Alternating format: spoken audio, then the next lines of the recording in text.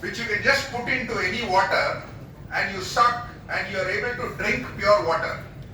And we heard during the presentations how water is crucial for us. And I said, being an engineer, what can I do? Because in my career, I was made the CEO of the world islands. Dubai created 250 islands 4 kilometers into the sea and gave me possibly one of the most expensive piece of real estate on the face of earth without electricity and water. Okay? So we had to transport water and diesel from Dubai to the island. And the architects, brilliant architects, not only made a beautiful resort there, but they put a freshwater swimming pool 4 kilometers into the sea. So I had to transport fresh water not only for irrigation, for drinking, washing, but also for the freshwater swimming pool. Oh, it's on. Okay. Okay, this is a quick slide about me. So I am from College of Engineering, Guindy.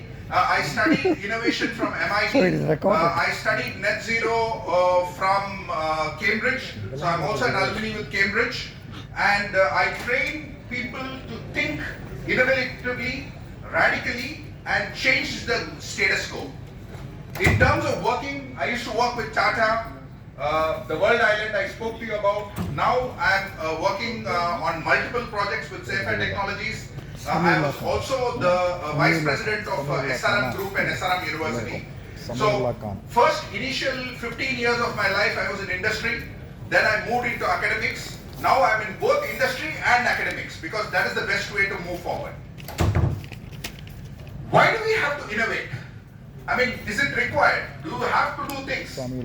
If you see here, more than 52% of the Fortune 500 companies have disappeared because they did not innovate. So if you don't innovate, you will perish. So it is not just a luxury or it is something which you need to do. This is something which you have to do. And I'm going to talk to you about radical innovation. Now in incremental innovation, you do small changes, which we always do. What we need to do is, we need to do radical innovation.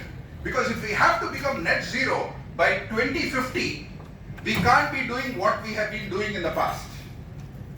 These are examples of what is incremental innovation, radical innovation. I'm just going to run through these slides.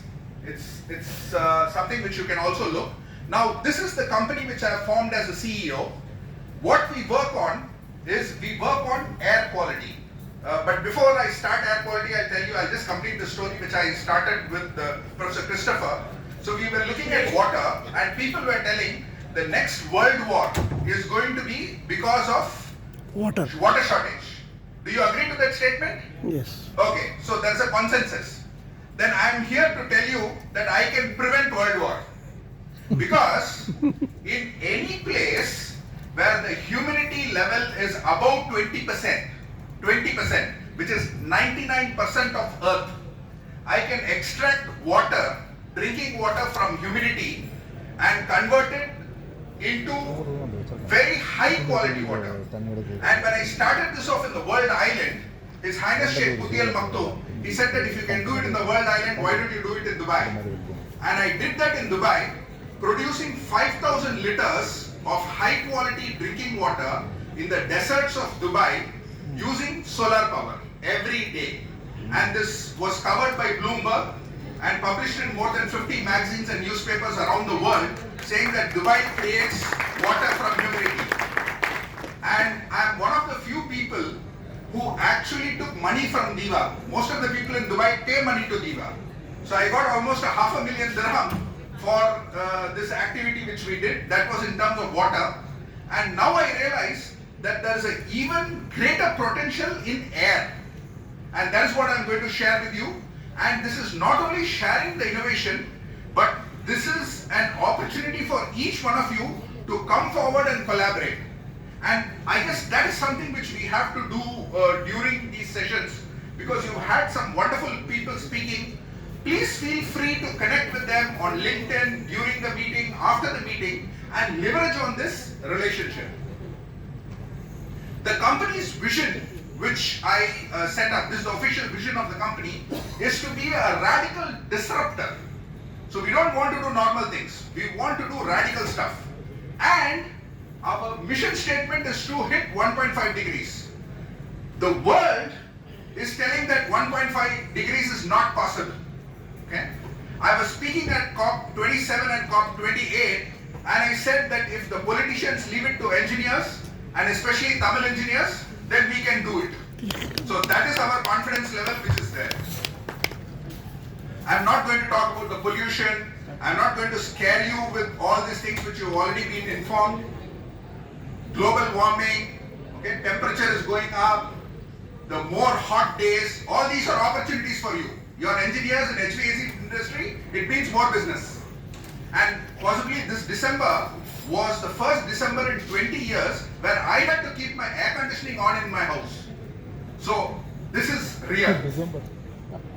The carbon dioxide concentration in the air is going up 420 ppm.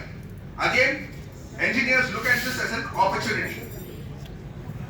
7 million people die every year because of air quality.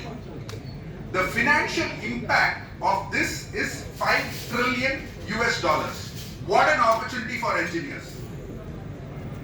UAE is taking this challenge very seriously. There is enough money in this for you to come and innovate. I'm just going to run a short video. I first wanted to run a video on Dubai, but I was told they are recording this, so I don't want to get into trouble. So I thought I'll take a video of London, but I can tell you that Dubai is no different, if not worse. A very short video. Video.